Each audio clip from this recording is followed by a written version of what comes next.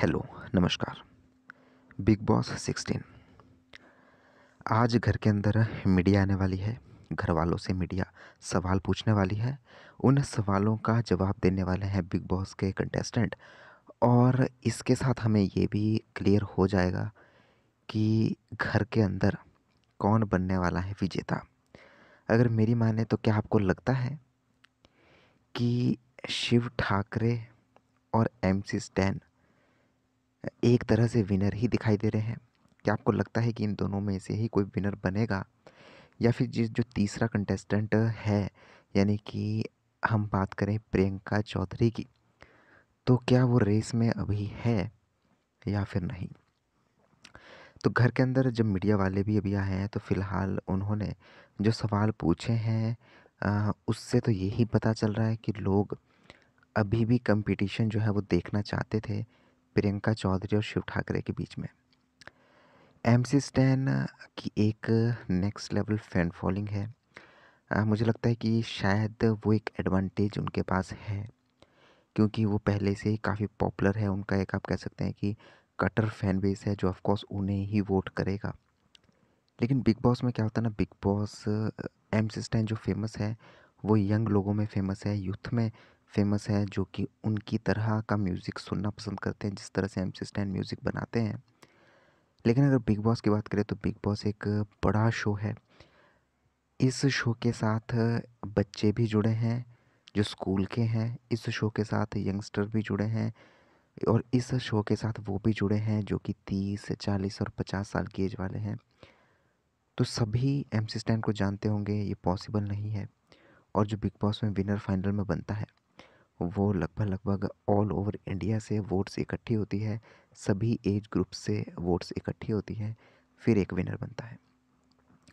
तो ये मैं कहूँगा कि अभी तक तो हमें जो रिस्पॉन्स देखने को मिला है उससे तो यही लग रहा है कि कहीं न कहीं जो शिव ठाकरे हैं उनको लोग बहुत ज़्यादा पसंद कर रहे हैं और एमसी स्टैन को लोग बहुत ज़्यादा पसंद कर रहे हैं। वहीं एक और कॉम्पिटिशन साथ में दिखता ज़रूर है प्रियंका चौधरी का, लेकिन वो कहीं न कहीं नेगेटिव शेड में वो चली जाती है और जब कोई नेगेटिव शेड में चला जाता है तो फिनाले के लिए जो कॉम्पिटिशन है उससे कहीं न कहीं थोड़ा बाहर होता हुआ दिखाई देता है। अगर प्रियंका और शिव ठाकरे कहीं न कहीं एक साथ खेले होते, जो कि आज जो आपको एपिसोड देखने को मिलेगा वहाँ पे एक पत्रकार ने भी यही क्वेश्चन पूछा कि क्या आपको नहीं लगता कि अगर आप और शिव ठाकरे एक साथ खेले होते तो आपकी गेम कुछ अलग ही होती? तो मुझे लगता है कहीं न कहीं अगर ऐसा होता तो ऑफ़ कोर्स इनकी गेम अलग होती और फिर प्रियंका और शिव ठाकरे और एमसी स्टैन इन तीनों में से कोई एक विनर बनता।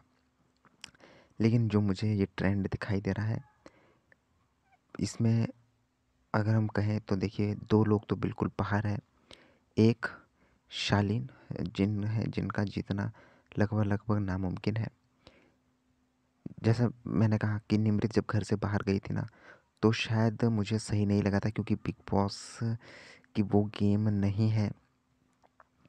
कंट्रोवर्सी वाली गेम ज़रूर है, वो दिखने के लिए होता है लेकिन विजेता वही बनता है जिसको लोग प्यार करते हैं। अब शालीन की अगर हम बात कर लें तो ऑफ कोर्स शालीन कंट्रोवर्सी से भरे रहे हैं पूरे के पूरे शो में। लेकिन क्या वो विनर बन सकते हैं? तो हम में से ज़्यादातर लोग यही कहेंगे कि नहीं, क्योंकि पर्सनैलिटी उन्होंने एक ही लेवल की पर्सनैलिटी दिखाई है, एक ही तरह की पर्सनैलिटी दिखाई है। अगर हम अर्चना की बात करें तो उनके लिए भी हम यही कहेंगे कि अर्चना भी दिखी हैं, बहुत ज़्यादा दिखी हैं। लेकिन फिर अर्चना की भी वही बात है कि अर्चना जब दिखी है तो उनके साथ भी कुछ ख़ास हमें डिफरेंशिएशन नहीं देखने को मिला उनके कैरेक्टर्स में, उनके घर के गेम के तरीके में। तो वो भी लगभग सेम सी ही हमें दिखाई दी। तो लेकिन अगर हम अदर कंटेस्टेंट की बात करें, चाहे फिर वो प्रियंका हो, प्रियंका थोड़ी गुस्से वाली है, थोड़ी-सी चिड़चिड़ी टाइप है, तो उसकी वजह से हो सकता है कि उन्हें जो इस आजकल हेट मिल रहा हो, वो मिल रहा है। लेकिन अदरवाइज़ अगर वो दोस्ती एक अच्छी घर के अंदर बनाती, तो मैं कह सकता था कि वो विनर की इस लिस्ट में शायद इन तीनों से हेड टू हेड टक्कर ले रही थी।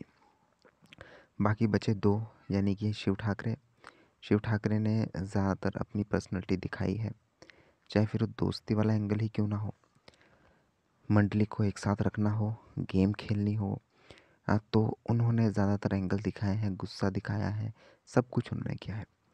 और वहीं एंटरटेन भी किया है अपने तरीके से, अलग तरीके से।